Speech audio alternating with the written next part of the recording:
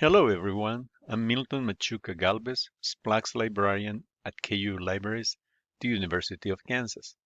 Today, I would like to share with you a project that's been both challenging and enlightening for me as a translator, a librarian, and an anthropologist.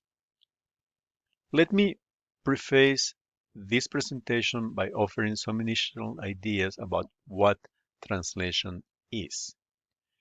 In his 2011 article, What is Translation? Towards an Understanding of the Distinctive Nature of Translation Studies, Hosni Mostafa El-Dali explores the multidimensional nature of translation and its diverse definitions throughout history.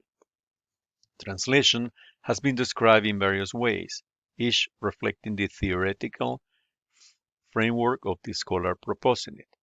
From formal descriptions to conceptual interpretation, scholars have attempted to delineate the essence of translation. Examples range from Bell's informal definition emphasizing the transformation of a text while returning its content and form, to Catsforth's focus on maintaining equivalence between source and target languages. Central to debates on translation is the question of the translator's responsibility towards the original text.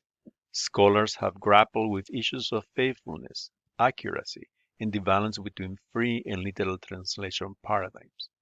Moreover, traditional views often emphasize the invisibility of translations and translator, and the importance of maintaining the original integrity.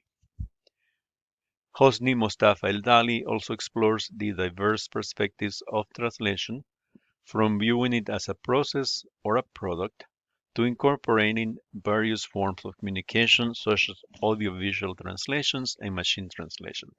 Mind that he is writing before the advent of AI. What becomes apparent after reading El-Dali is that translation is inherently a complex process and that to understand it, we must consider the dynamic interplay between language, culture, and interpretation within the realm of translation. So, what do these ideas have to do with my current project? I have established myself as a translator of scholarly works published in English in the global north about the Ngäbe people in Panama. Though my origins trace back to El Salvador, I spent a significant part of my life in Panama. During this time, I collaborated closely with the Ngäbe community in the Bocas del Toro and Chiriquí provinces. This immersion was a turning point influencing my career trajectory over the years, and I have fostered academic and personal ties with Panama. In the 2021-2023 period, I completed the Ngäbe Trilogy project, wherein I translated pro bono three seminal ethnographies about the Ngäbe people. These were penned by U.S. anthropologists in the latter part of the 20th century. These open-source, digitally curated materials, along with two digital reformatted works, one of the Nete Valley and the other the Waimí people and its future, garnered substantial attention after I uploaded them on the University of Mexico digital repository. Last year, one of my Panamanian colleagues asked me if I could translate from Swedish to Spanish. My answer was no. The only experience I have with Swedish is at IKEA, and that barely qualifies as working knowledge of the language. Despite my initial negative answer, I later decided to experiment using AI, keenly aware that I was translating from a language I am not familiar with into my mother tongue. The almost sacrosanct principle in translation is that one translates from the source language, SL, to the target language, TL. I don't know any dictum that forbids the opposite. In my case, I have extensive experience with English and Portuguese as source languages and Spanish as the target language. It would be a different idea to do Swedish as a source language and to Spanish as the target language. The current project deals with the book Indianerma pa Panama Naset 1928. I don't know if I'm butchering Swedish, but there it goes. It was written by Baron Erland Nordenskjöld, a nearly forgotten jewel of literature in anthropology. Not an ethnography per se, but a travelogue of Nordenskiöld's 1927 visit to Panama. The Swedish text has remained untranslated to Spanish for close to a century. Incidentally, Swedish anthropologists became extremely interested in indigenous populations of eastern Panama during the first decades of the 20th century. However, explaining here why is beyond the scope of the presentation, so that will be a second part probably when I will talk about this. After one test, it became apparent that AI could handle the task.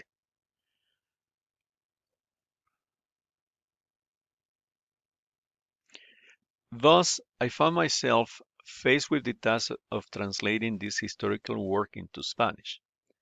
After one test, it became apparent that AI could handle the task, under the condition that the scanned copy could faithfully render Swedish accents and particular signs, and it was the best quality available. The language features a lot of symbols absent in English and Spanish. Even with the scanner set to Swedish at a higher resolution, it doesn't render them 100% perfect. Cleaning the text is a cumbersome uh, task.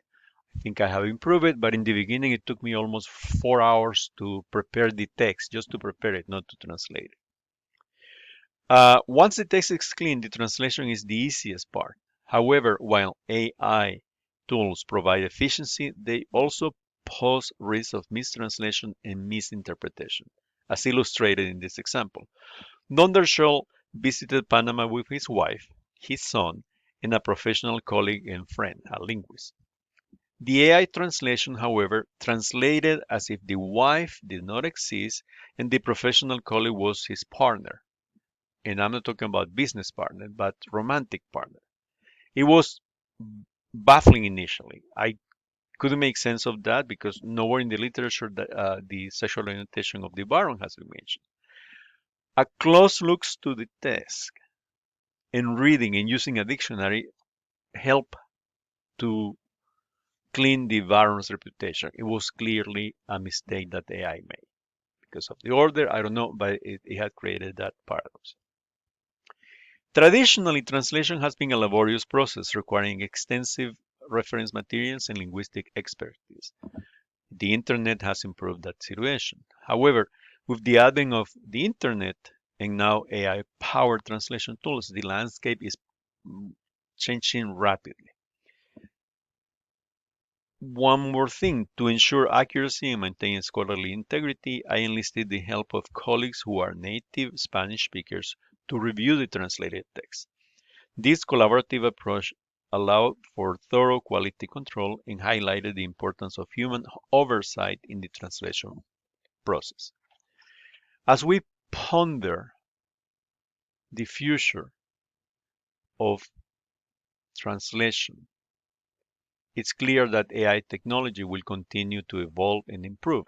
However, the complexity of language and the nuances of cultural context remind us of the irreplaceable role of human translators in preserving the integrity of knowledge.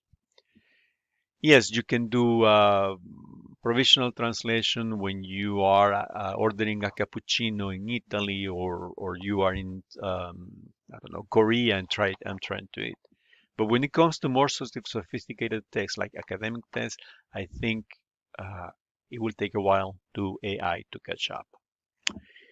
In conclusion, my journey from Swedish to Spanish translation has been another evidence to the transformative power of AI in breaking language barriers.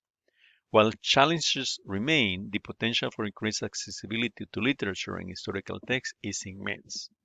I mean, the fact that I'm putting into a language that is better known in Panama, a document that hasn't been translated for a century is big. It speaks volumes, and it has historical value. Now, the questions that I remain with is AI about to change translating as we know it? Um, what will be the impact on libraries, archives, and museums? And I'm gonna stop there So I welcome any questions or reflections you may have on this journey into the intersection of AI and translation. And I thank you for your time and attention. Thank you very much.